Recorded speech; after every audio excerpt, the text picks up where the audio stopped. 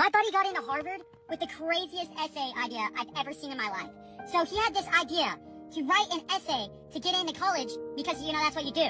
But his idea for it was absurd. He said he was going to write about Clash Royale.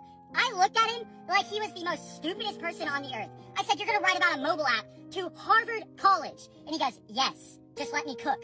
So I said, okay, buddy, you are not getting in. And he looked at me and he's like, just wait. And he comes back. He brings me his essay. He wrote about elixir management under pressure.